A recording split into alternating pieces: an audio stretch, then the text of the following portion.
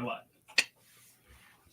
All right, for those of you who are tuning in, we are here. We're going to get started with another edition of United Shades of Gray, Conversations of Race in America. We're here, Mark, John, and I, excited about today's conversation. We're going to continue a conversation that we started on last week about the wealth gap and bring just kind of some other thoughts or some other aspects to that conversation to the table, some of which we kind of dabbled at, and we're just going to see if that conversation leads us in to a more unique place. For those of you who are tuning in, welcome, WJOL in Joliet, Illinois. You guys are now fresh on the squad.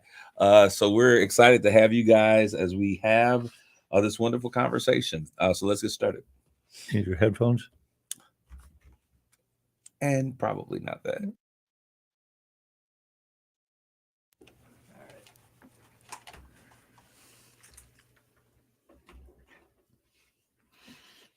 I'm going to turn.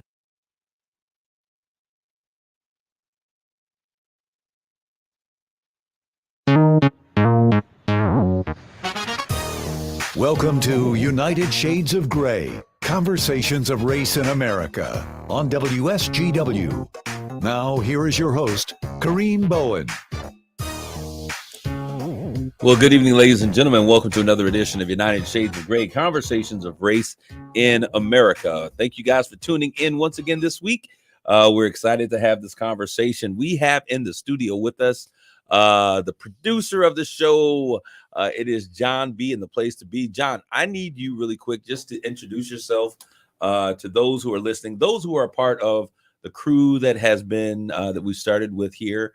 Everyone knows, but we are expanding our territories as of this week, and we are now going to be live with everyone on Wednesdays. You can get involved with this conversation, but the show is also going to play in another market, and I'll allow our producer to go ahead and share that great information. Then I'll bring Mark in as well. Absolutely. All right. My name is Jonathan Dent. I'm a producer here at WSGW.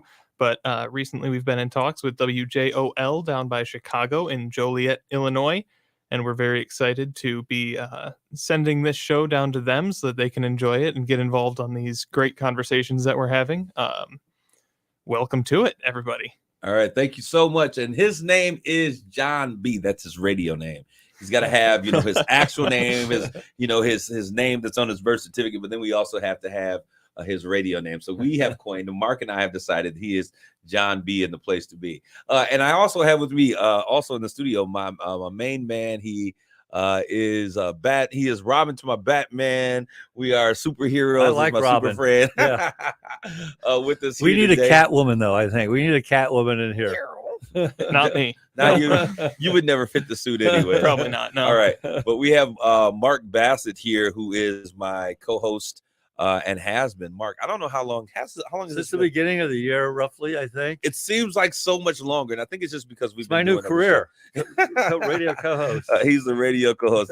Everyone's been wondering what is Mark doing that he's on the radio. But Mark, why don't you share with our WJOL audience just a little bit about who you are? And Sure. Well, first and foremost, it's great to be broadcasting there because my wife and I, our oldest son, went to the University of Notre Dame. So I'm hoping there's a few more Notre Dame fans over there. I know there are than there are in this general area. So welcome aboard. I'm just recently retired from a long career in the chemical industry. The last 6 years, I was chairman and CEO of a company called Hemlock Semiconductor, and married for going on 38 years. To my wife, who I met her freshman year at University of Notre Dame. I was a sophomore, and we've got 7 kids. So he's a good welcome Catholic. aboard. Good Catholic. Good Catholic. Good old school Catholic family. And so it's good to be here. And so for those of you who are just meeting me, congratulations, all of these guys as being a part of the team. Well, congratulations, WJOL Joliet, for making the choice to make United Shades of Gray a part of your regular programming.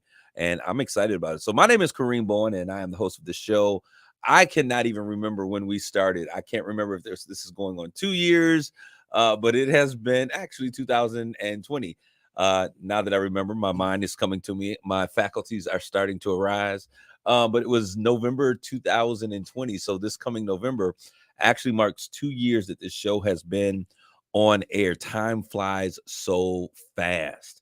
But I'll just to give you guys a quick understanding of how we got here and what this show was about. The name of the show is United Shades of Gray, Conversations of Race in America. I truly believe that we can change anything that we can have a conversation about. And the idea is that we have these conversations. Our nation has become so politically defined. It's red states and blue states and purple states and all of that other stuff. So we have these conversations because our desire is that it's not about red states, blue states, black states, white states, black folks, white folks. But when we have these conversations, we just become American folks.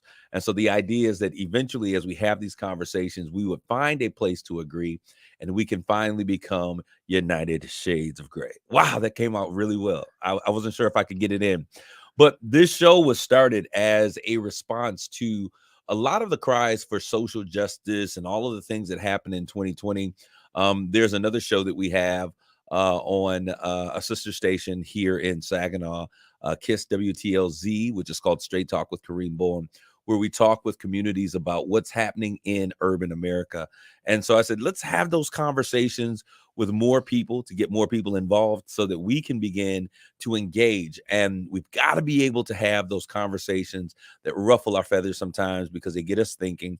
And when we begin to think, we can come up with great solutions. I think that collaboration is the key to ending every issue that we have in this world. So those of you who are in our social media stream and those who are listening to us on WJOL, be sure to check us out on WSGW. You can also go to United Shades of Gray on Facebook, or you can look at myself, Kareem Bowen, on Facebook, or you can catch us on YouTube. And we were really excited to have you in the stream. Those who are chiming in, we thank you guys for tuning in on this evening as we begin this conversation on race in America. Themed on today is really the wealth gap. We're going to get going. But before we do that, we're going to talk about what's hot off the press. The first thing that I must do before we get started is to give a shout out to my guy, Saginaw's own Darvin Ham, who has recently been named the head coach for the Los Angeles Lakers. Oh my God, this is like a kid's dream come true. I have never in my life, and I'll say this out loud, I've said it forever. I've never been a Pistons fan. I've always been a Lakers fan my entire life. Pistons, sorry, there were guys that I loved on the team. We had great Bill Laimbeer, probably. I loved, the bad boys. Yeah. I celebrated the bad boys. Yeah. Yeah, I mean, come on, who could not like that? Was good basketball. It was. Bill Laimbeer Physical. coming and knocking people up. Come on, that was good. Adrian Dantley and Big Ben and all. It was just an amazing time. Joe Dumars. Yeah, that was basketball. Yeah. Isaiah Thomas, Joe Dumars. You look at those guys. So I did love the bad boys and even how they themed them out. The bad boys are back in town. It was an amazing time. Never been a fan. However, I have always loved the Los Angeles Lakers. Maybe when you were young, was it like prime time? Was it that team? Yeah, Magic it was prime Johnson, time when I was a kid. James So you Worthy. understand. Okay. So I am right. cheering because there's a guy on the team that has my same name. Kareem Abdul-Jabbar, formerly Lou Alcindor.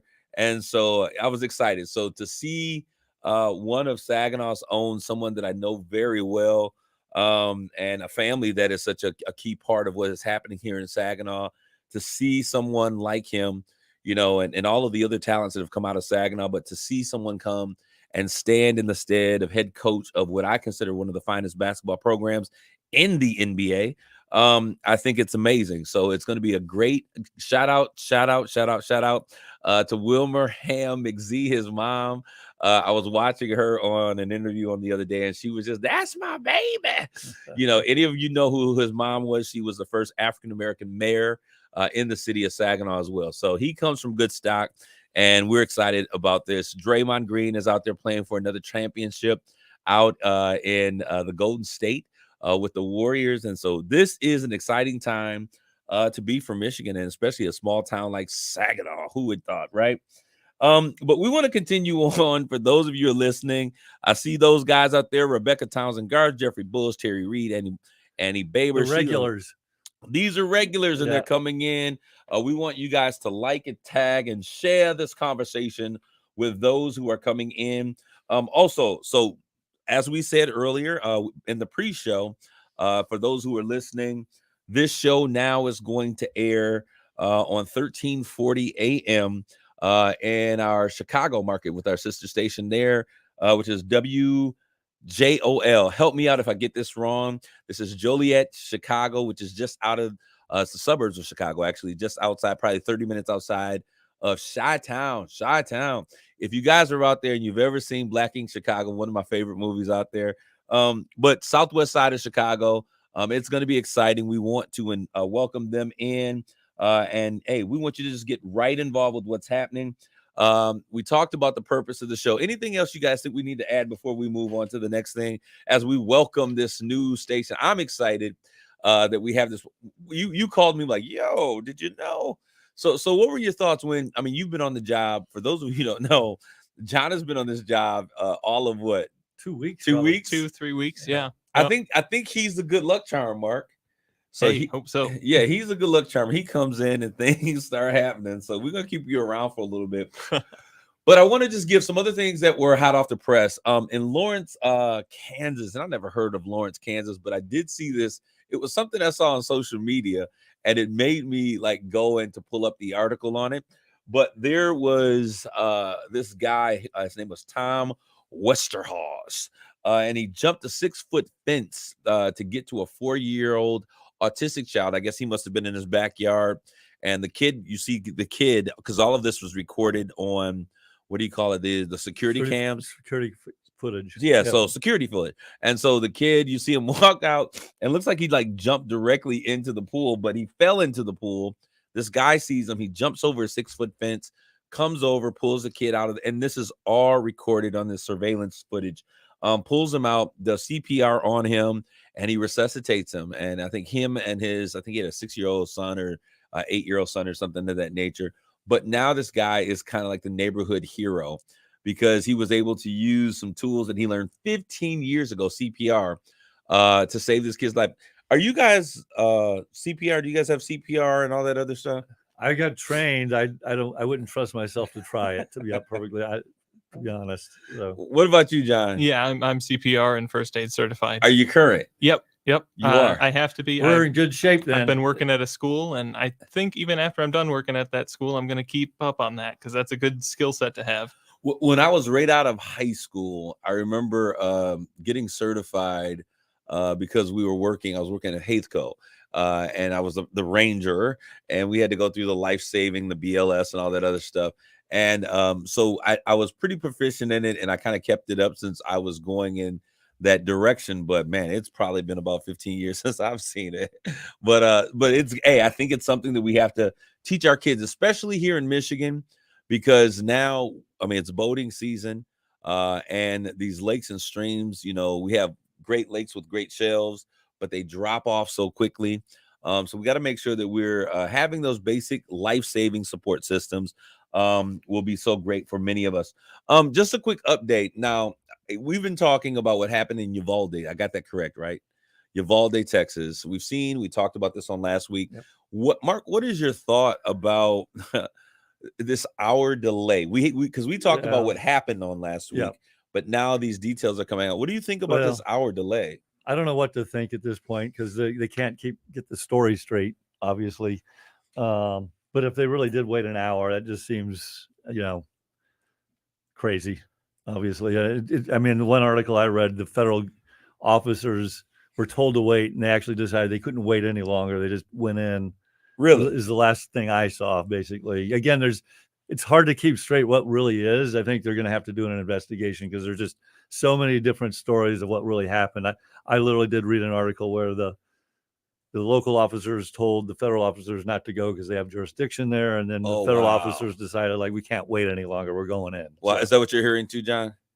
Well, I'm hearing something. I haven't heard that. Okay. Exactly, I didn't even but I have heard that local PD is trying to hamper any kind of investigation that might go into it, which has me scratching my head. Yeah. I think one of the issues we've got anymore because of the constant access to information and news and everything else is people don't get the full story. People react to, half truths, untruths. And we throw it out there. And we throw it out like it's reality. And the reality is we really don't know. Well, I'll tell you what. Well, I did hear that the chief police, I guess he was the person who was supposedly in charge, has refused to respond to any more questions. And Which I he guess probably should. I mean, there's going to be an investigation. I mean, come on, bro. I mean, listen to what we always say. Get an attorney. You got to understand that when that many people are being killed, and their kids, that this is going to become illegal. This is going to be a huge legal absolutely issue. Absolutely. So hearts and prayers are still out there with those families who are recovering. We finally have buried the last victims of the massacre that took place in Buffalo, and now it's a process. What do you think about this? Now, I just heard also that there was an anonymous donor that is supposedly paying for all of these funerals. Where do you think that money coming from? I mean, everybody's rich in Texas, right? I mean, everybody's a billionaire, gazillionaire. Well, Matthew McConaughey's from that town, isn't he? Yes. And so, I mean, that would be one guess potentially. I don't know. Who knows? Okay, I think I was sitting there. I was like, I wonder if the NRA is paying for these funerals. Oh, well, you're always into the conspiracy theories. I'm not always. Hey, because what I recognize is that what seems like a conspiracy often carries some weight in the end. But it was just something that I thought about, so I thought I would throw it out there. Hey, let's pay for these funerals, and then when people start complaining about they're not doing it, it's like, listen, we pay for your funerals. Yeah, I don't think that's going to turn the momentum of public opinion. I just don't think that will work. And Jeffrey Bulls, you're absolutely right. I did see this. The same police chief just got sworn into the city council, and they changed the process because normally it's a public event, and I guess because they didn't want this to become a spectacle, they brought each individual in individually. So then I guess if you don't have quorum or if you don't have a certain number, then you don't have to make it a public meeting. So they had these private sessions swearing everyone in, and he was sworn in to city council. I don't understand how places can do this, how you move forward with that type of situation. And if he was defunct in his responsibility as a chief of proven police, that yet. I'm just saying. But so I think, again, I don't know what happened. I would take a My pause. guess is there's an election. They've got to carry it out potentially. Maybe it's innocent until proven guilty or something like that. What is that? Where does that happen at? That's something I'm not used to seeing, because usually we're guilty, then we have to prove our innocence. But I guess, Mark, if you bring that into the situation, there are parts of the country that actually get those types of opportunities to be innocent until proven guilty. For those who are out there listening, we're gonna get we got 8 minutes to the end of this first segment, and we're gonna come in hard strong on the second half, really with talking about the wealth gap. But the Juneteenth celebrations that are taking place all over the nation, I am so excited to be able to celebrate Juneteenth. And it's funny because most of America probably has very little or no idea what Juneteenth is about. But it's when General Gordon came into Galveston, Texas, and he read, I think it was number 3 of the Emancipation Proclamation, which had been signed in January of 1863. 2.5 years later, he comes into Galveston, Texas, to let the slaves who were still working on those plantations know that they were actually free. And so it was the time and the moment in which of all Americans were considered to be free. Some slaves were found out, early, others did not. And so we celebrate Juneteenth as the Independence Day, or the Day of Freedom for African Americans in this country. So here in Saginaw, we have on the 17th, there is which is a Friday, there is a Juneteenth pageant queen that's taking place here in the city of Saginaw at the Horizon Conference Center. On that Saturday, there is a freedom parade that will stroll down the streets of downtown. And then on Sunday, there is a salute to Black fathers. And what I really love about the salute to Black fathers, so there's a 3-on-3 tournament, there's proclamations that'll be read.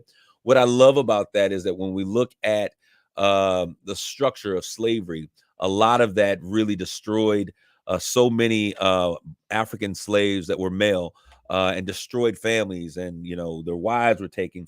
So on a day like Juneteenth, to actually celebrate, June 19th is the actual day. That weekend we're celebrating. To see them celebrate Black fathers is great.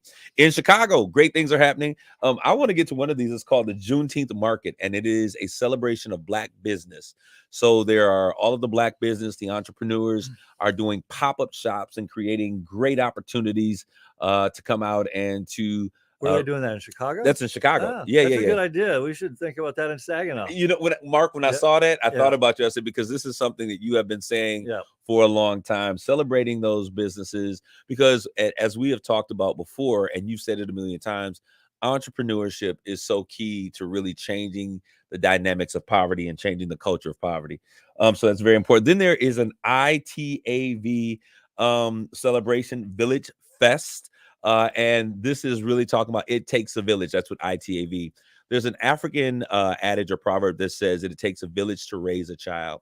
And so they have an It Takes a Village Fest that's going to take place, celebrating, bringing everybody in the community out, great time, and then a community picnic on that Sunday. So if you're in these areas, you need to come out and celebrate with us, because Juneteenth isn't a Black holiday. It is an American holiday. It's an important part of our culture. So we got 4 minutes and 54 seconds, and we're going to jump right into where we were on last week.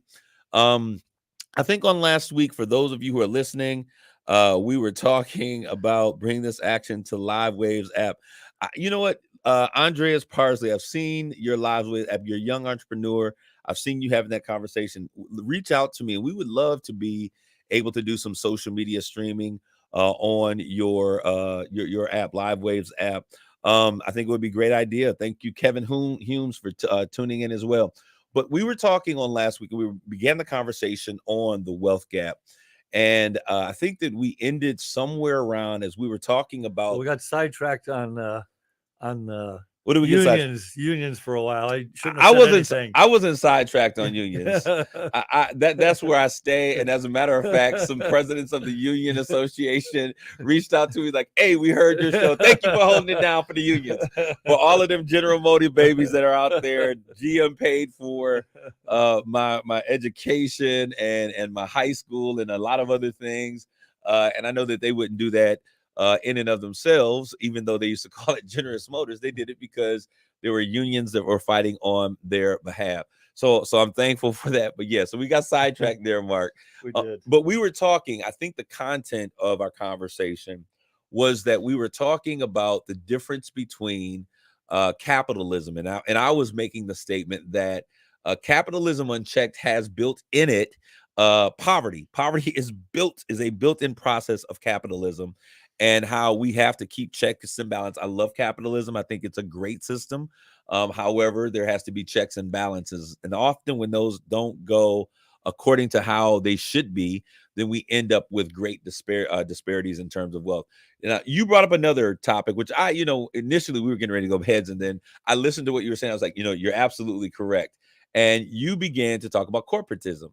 And so share with our listeners exactly what that is and why you thought that was a key piece that leads to a greater gap in the wealth gap. Yeah, so I think that when you're talking about this kind of thing, you need to make that distinction between capitalism, which is free market. Everybody has a shot. If you've got a good idea and you've got the ability, you can make something of that great idea.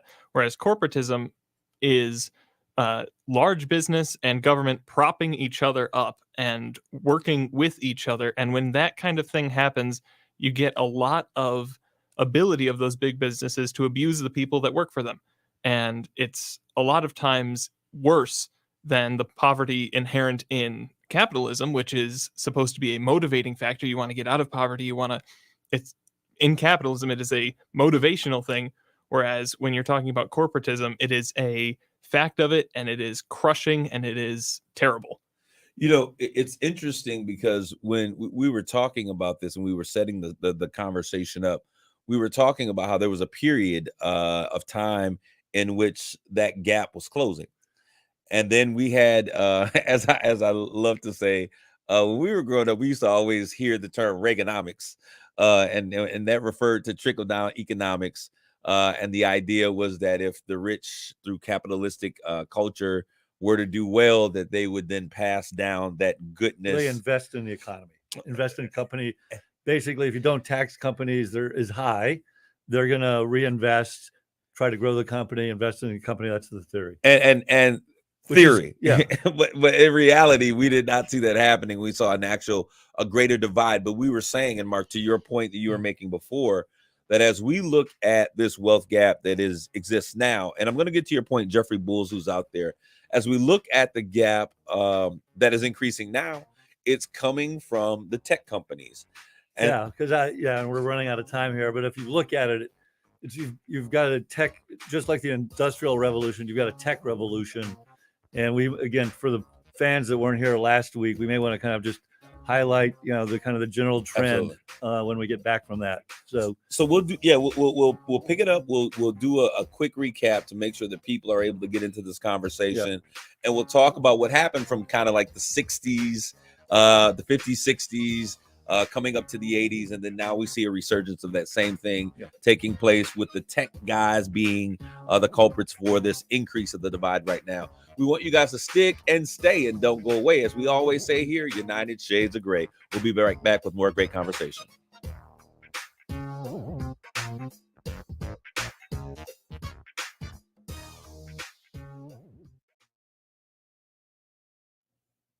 All right, for those of you who are out there and listening to us in this stream, I want you guys to really get involved with this conversation. Once again, like, tag, share somebody into the share their name or post their name in the conversation stream so that they can get alert that this conversation is happening. We have a lot of people that stumble onto these conversations and really enjoy them. Jeffrey Bulls, you made a comment on here. Capitalism is antithetical to community building. Could you what were you thinking, John? I think that capitalism and corporatism are being confused there. I think that capitalism is community building, small businesses thriving. Capitalism thrives better in a smaller community. Absolutely. No, I agree with you 1000%. However, once again, and we'll make that distinction so that we can understand, but what he's stating, and I understand what he's saying. And honestly, it's antithetical to the way that Blacks, Africans, or African descendants of slaves have created villages. I just started this session out with an African adage that it takes a village to raise a child. And so it's community building. I understand what you're saying.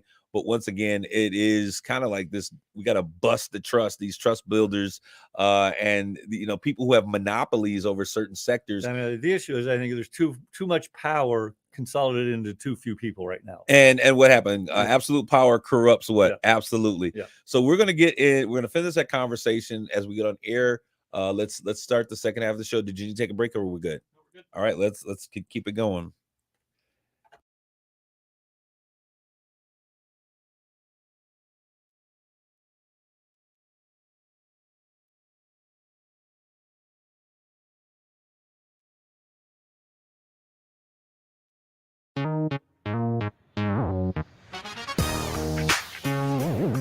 You're listening to United Shades of Gray on WSGW.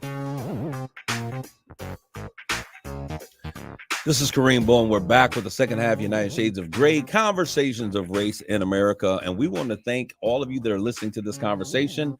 We want you to, once again, to like, tag, share this conversation with someone else. Those who are in the WJOL, Joliet, Illinois, we welcome you to this conversation. If you're stumbling onto this is United Shades of Gray. This is where we have prolific conversations about things that impact us. And we say, hey, does race have a part to play? How do we look at this by the races, through the races, and through the lens of race? So we have these conversations all of the time. So welcome to the stage. On the commercial break, I brought up the fact that Jeffrey Bulls, who's one of the listeners, said that capitalism is antithetical to community building. And then the second post or statement that he made was capitalism needs a bottom caste to operate. We kind of briefly, and John, I'm going to let you just go ahead. Okay. Go ahead. No, go ahead. I guess there's all different ways you can look at things, obviously. But the way I look at it, and obviously I'm coming from a much different perspective. How is your perspective different, Mark? Well, number one, I don't believe I don't agree with what he just said, but because I look at it in a different way. So like I'll take Hemlock Semiconductor, the company I was running. No, Mark, you can't take that company, because then that means that whatever you say, I have to be honest about the response as well. Fine. So, yeah, okay. Cool. All right. I'm not running it anymore. So. Oh. I mean, that company provided good middle-class jobs for 1,000 people. So that's not just that is community building. Number two, that company donated a lot of money, time, and talent to the community to try to build the community and make the community better. And I forget the second one again. I don't particularly love the choice of words. Capitalism needs a bottom caste to operate. Yeah, to me, bottom caste, that's a very pejorative way of saying something. For sure, there's a hierarchy in any organization, and people that are doing less differentiated work make less than people doing highly differentiated work. That's just the fact of life. That's just reality of life. That doesn't mean that they're being abused or taken advantage of, because the reality is they're making a good wage, they have good benefits, the company looks, wants to be a good steward for those people, and they have opportunities to advance. Mark, if I'm not mistaken, I read somewhere that in terms of the growth between wages of your average day Joe and CEOs, it was like 116. That's a crazy thing. I mean, so it's a couple things. 116% higher or something like that.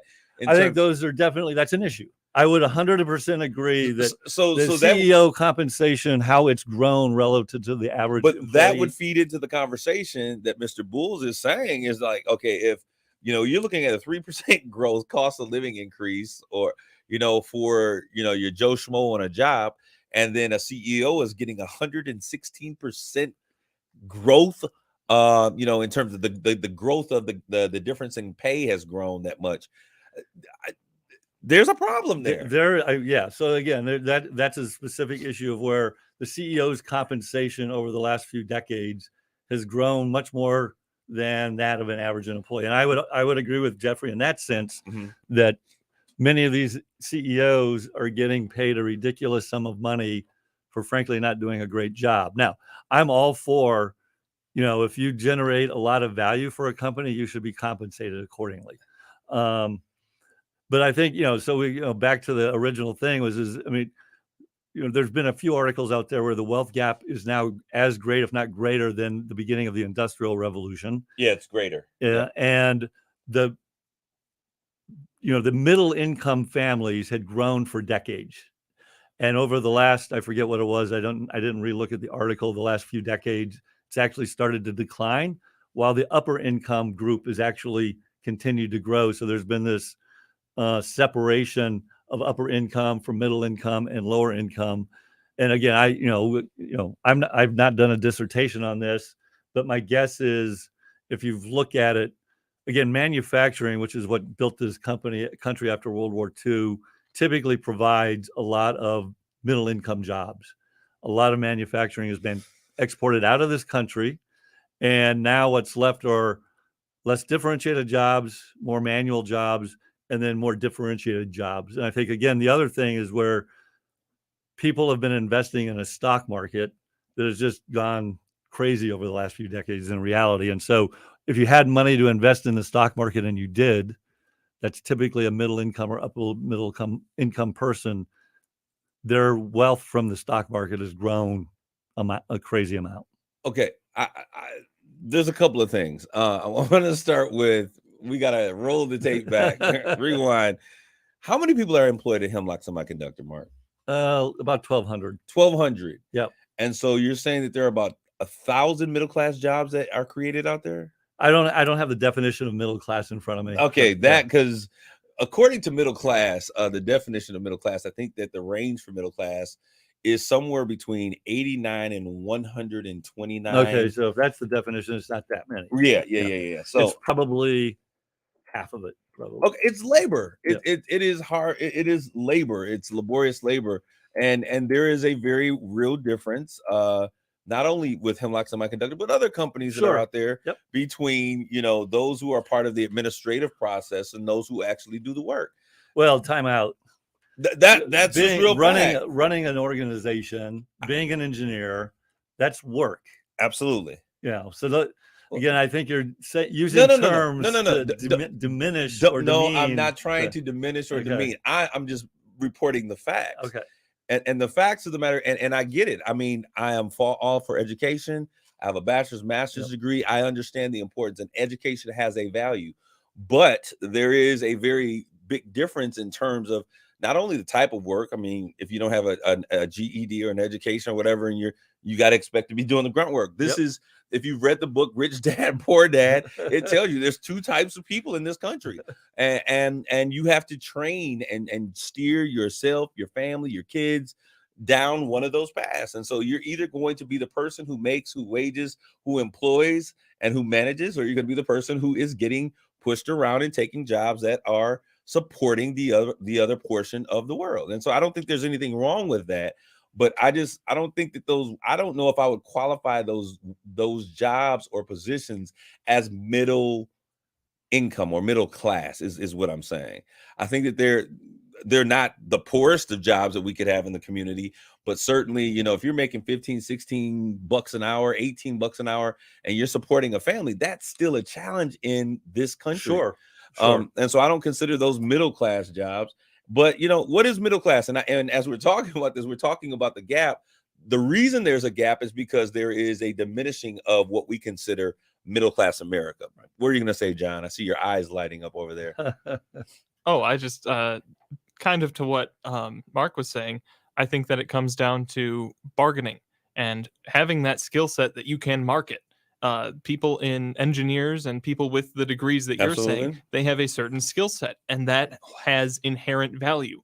Whereas people who don't have that they don't have that skill set. But that's where collective bargaining and unions come in still, is you don't have that skill set. What you do have is numbers and manpower.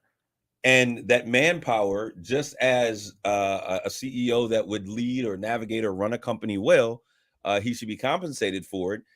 If there's not someone who's doing the grunt work, then the work doesn't get done. Sure. So there is a need for compensation for that. And so when you were talking about numbers, and so that was why I got on my little soapbox about the unions. However, I think that they've lost a lot of their power as well, as we look at companies and through this idea of we want to be global companies and control the world. The best thing to do is to remove, I think, union and their positioning. And we see companies like Walmart, because I don't think of this just in tech companies. I think tech companies are the biggest culprits because they are able to provide a wage that is like phenomenally out of this world for their CEOs and their upper class people. And you don't even need degrees. You just need the know-how. And so I think that they provide a launch pad for people to increase a lot of wealth. But the problem, because it becomes, is there equal access to those types of opportunities? And that is where I think my issue would become, because I think that if you work hard, you go to school, you train yourself, whatever it is, or you start your own business, you should be able to eat from eat the fruit of your labor. What's going on out there, Jeff? What about you, John? What are you thinking? I just noticed a comment that companies have busted unions. That's capitalism. No, that is corporatism. That is companies taking away the ability of their workers to negotiate. And I think that they have the support of the government. I think they've bought the support of governance in that field. Like, you look at Starbucks and Amazon, and they've been treating their employees horribly and trying to stop them from unionizing using the legal system. Absolutely. But now to your point, and I agree with you 1000%. But if we were to look, and if we were to take this conversation back 7 years, 8 years, the idea of corporatism, it came from this element of capitalism, and they were just trying to define the difference between the two. So if someone says it, I get what they're saying, but there is for these younger, more astute young people, they are now dealing with the new terminology, Mark, which is making many of us relics in our own day as they define those things. But there's a lot of companies. I mean, I was at Dow. So Absolutely. Dow has some plants that have unions. You have other plants that don't have unions. Again, Hemlock didn't have a union, and the employees there generally didn't want one, or else they would have unionized. That's what I was going to ask. Is, did they actively stop their employees from unionizing? If they didn't want one, that's not legal, actually. Exactly. Right.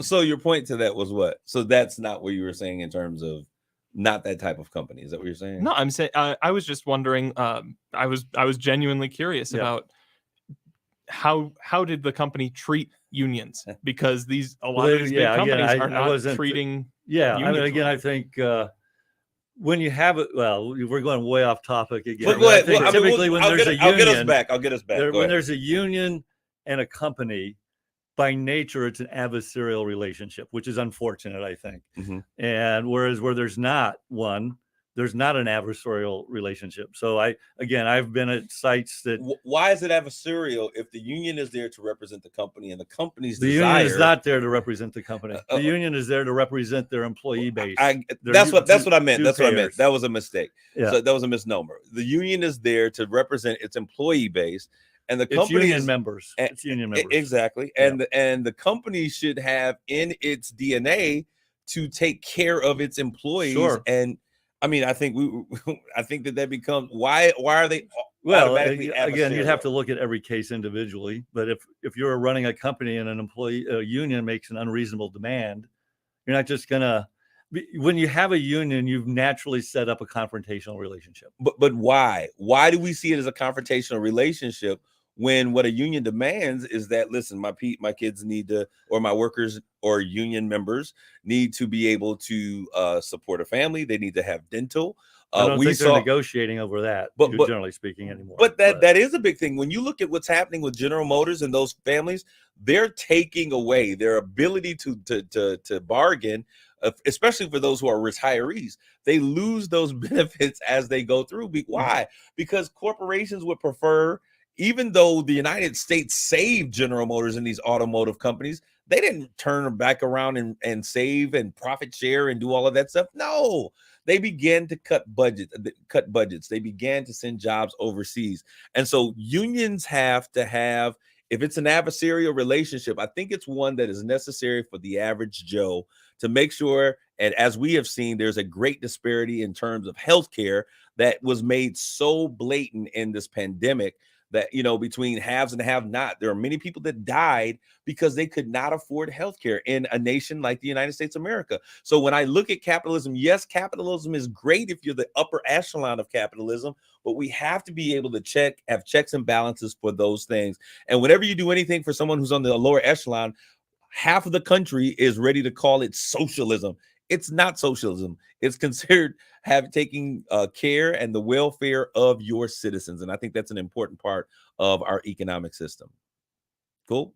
All right. So were you going to say something, John? All right. When I look at this, John's sitting there like, I'm good. but we were talking about other factors that contribute to.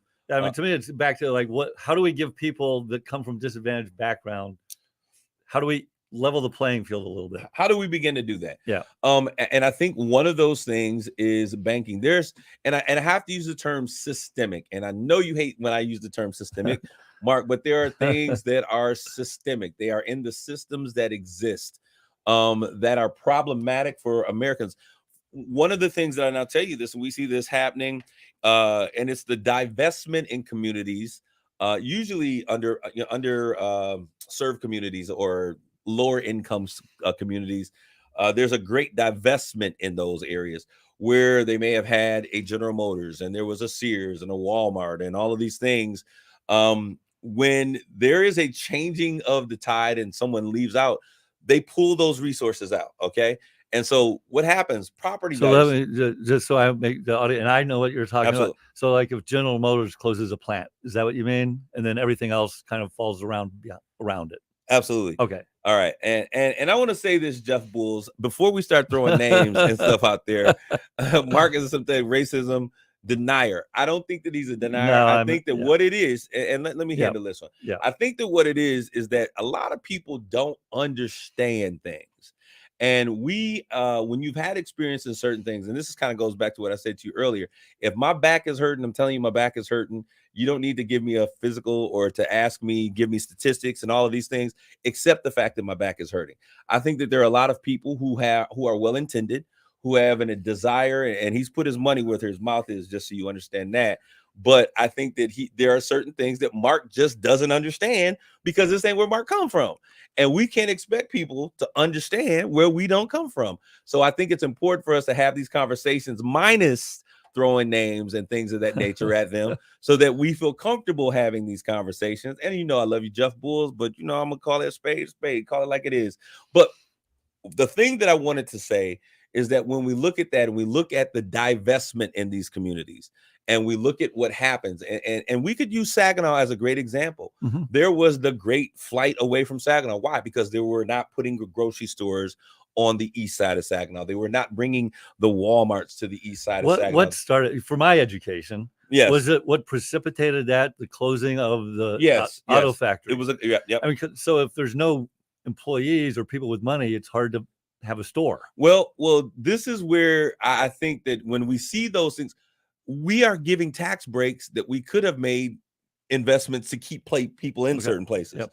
But what we have is when those things happen, we begin to divest in those communities instead of shoring those communities up.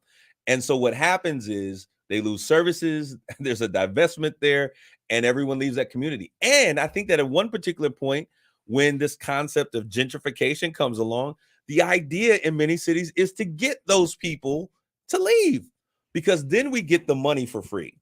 We get the land for free. We get the land pennies on a dollar. Send it to a land bank. We get the land, developers will come in and they'll develop this land, but we got to get the citizens out. Once the citizens out, we can now hold the land. And then what we do is we put in those same communities what we consider affordable housing. And if you look at what affordable housing is, it's housing that is affordable for the community in which those tax breaks and those incentives are coming from can afford. So in Saginaw, when you're looking at the east side of Saginaw, rents should be no higher than $700.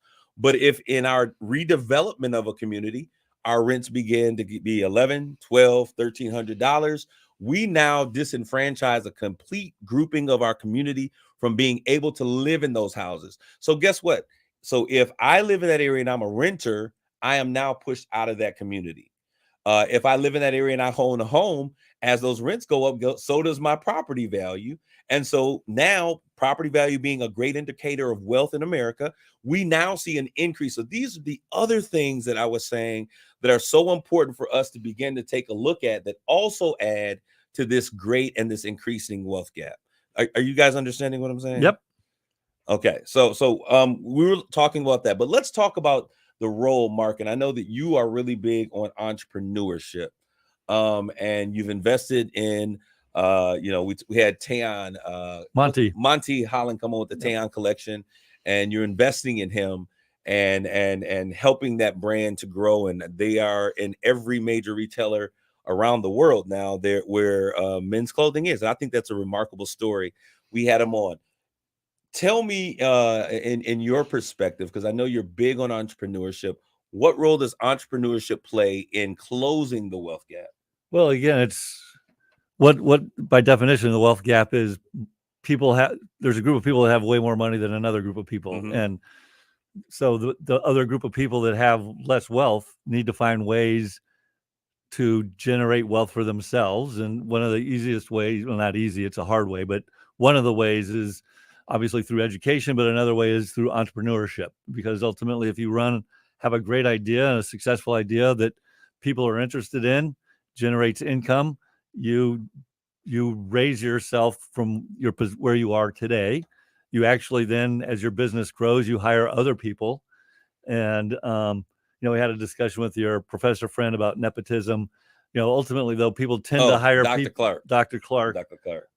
People tend to hire people that they know or are familiar with, and so all of a sudden people from their community are getting jobs with them as well. And that's how this country grew, frankly, is people who are entrepreneurs creating products or services that people valued, and they generated wealth for themselves and then others. Okay. Do you remember the first two questions that I asked you, Mark, when we first met, and you were saying, hey, I want to do something in the Black community to make a difference? Remember the first two questions that I asked you? I don't remember, to be honest. Okay. Yeah. The first Other question. Than why? Yeah. Yeah. Okay. Are you phony that was number one. Hey, I'm going to be real. My first question for those who are listening, and I think that we have to understand this. I think that we have to understand this, and I'm going to read your comment. We won't close the wealth gap with entrepreneurship nor any other venture. Far too wide. Only reparations will. Now So that's another whole no, can no, of no. worms. But So, I agree because and I've said this before. Yeah. America is not lost on the concept of reparations. Okay, we have given every other nationality that we have injured. I just don't or think giving someone $10,000 closes a wealth but gap. I don't think taking away my livelihood is gonna stop the wealth gap from growing. And so when people have been harmed, there is a system that America understands, that the world understands, and it's called reparations. And I agree with you 100%, Jeffrey. I don't think that's a whole nother conversation Yeah. for us to have, but I think that you're 100% right. I think that when people have been wronged, if you go to court, what do? They say, what was the injured party done? We saw Johnny Depp and Amber Heard, the conclusion of their party. And what was one of the three things? There were three instances that they were looking at. And in those three things, was that party injured? Was it done intentionally? And, how can we restore or make whole? So our court systems understand what reparations mean. We do those things every single day. But it goes back to the first two questions I asked you. In order for us to have real change, I asked you, the first question was, why do you want to work and be in the Black community? Why do you want to be here? That was my first question. The second question I asked you, which I think our third party may have been a little ruffled by, was what are you willing to give up? Yeah. Remember that? That was my second question. And that goes to the place that if there's ever going to be equity, then there has to be there's a need for a transfer. There's a transfer of positioning or additioning or opening up more seats that are necessary. Power doesn't concede itself. Power never concedes itself. Because power wants to remain in control. And what we have seen in America since the days of Reconstruction is a desire for freedom and equity and equality for all people, but not really wanting to give up the power structure, which comes in the form of economic currency and viability, to really make that thing take place. I'm going to read a couple of these comments here. That went fast. We're down to 50 seconds here. Terry Reed. We're not in those meetings with the wealthy who's deciding behind closed doors which way they want a city to go, regardless of what the people want. That's why, Terry, if we had our own money, we don't have to worry about it. Give us our reparations. We have been wrong. Where's the restitution? Reparation. Should I say? I've never been in those meetings. Okay, some of you guys won't wear tip good, and I think you're out of Atlanta, Georgia, if I'm not mistaken. Unfortunately, reparations is admitting guilt. They're not willing to have that conversation. We were stolen and built this country, and we are the lowest of all. No equality for us. And last, Jeffrey Bulls, average white home, 189,000, 18,000 for those mom and pops out of that. We thank you guys for tuning in. Come in next week with more United Shades of Gray. We no longer black or white, but United Shades of Gray.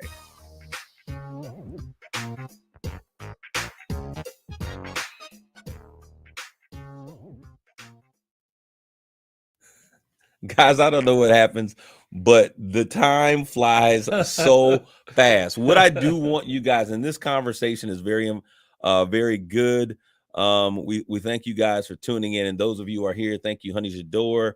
I must say, I get upset when you discuss how we feel with somebody laughing, and I don't think that's intentional. So one of the things that I want to say is that we've got to sometimes defang and not live with our feelings on our shoulders. And that means that you have to trust me as a person in your community to know that I would never have conversations with people that I didn't think understood where we were. And so we've got to begin as a people. There's a lot for all of us to do in this community. And there's a lot that we must take place. And one of the things we got to do is take our feelings off of our shoulders. I get you, my brother. You know I love you. I must say, and you know I got your back on that one. But what I want to say is that these conversations are necessary. I thank you guys for tuning in and sharing your perspectives. There are a lot of people who are watching this show and listening to the show on Sundays that will never enter the stream. And I think when you guys come in, you guys provide real information for us to be able to share and give for some tension in the listening as our listeners are coming. That's why I try to do everything I can to make sure that your comments are read and heard. You're absolutely right. Tip good. Both parties must be transparent. Leave emotions out of it. Emotions have nothing to do with it. As a matter of fact, I was always told that when you're making important decisions, you don't do that with your emotions. So it's important for us to make sure we do that. Next week, and the week following, we have some dynamic conversations that are going to be taking place. And we're going to really kind of transfer. I know that, what is this, March? This is June. June 1st. May was actually Mental Health Awareness Month, I think. So we're actually going to do a little bit of a retrograde. I have 2 conversations. On next week, we have Joyce Graham, who she's not been on United Shades of Grey. And we have Elaine Richardson, who is Jason Richardson, the NBA player. His mom is going to come in, and they're going to share. We're going to talk about mental health in dating. She has a book, Before the Sunrise, in which she details her falling in love and getting into a relationship with a man who is suffering from mental illness. We'll share that story, that conversation. Dr. Graham she is licensed practitioner in terms of dealing with these issues. And I think that it's important with this online world of dating and things that are going on. So many of us are not emotionally and mentally well. So we'll have that conversation on the next week. And then the conversation the week after, Mark, I can't wait to get you this young man's book.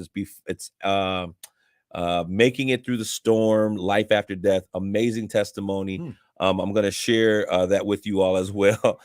Thank you guys for tuning in. Arame Brown, what we need you to do is to come in again. Go back and listen to the show again. Very informative. I think it was a great conversation. Whenever you feel the tension in a conversation, I think that's when we really begin. We're going to leave here thinking about those thoughts.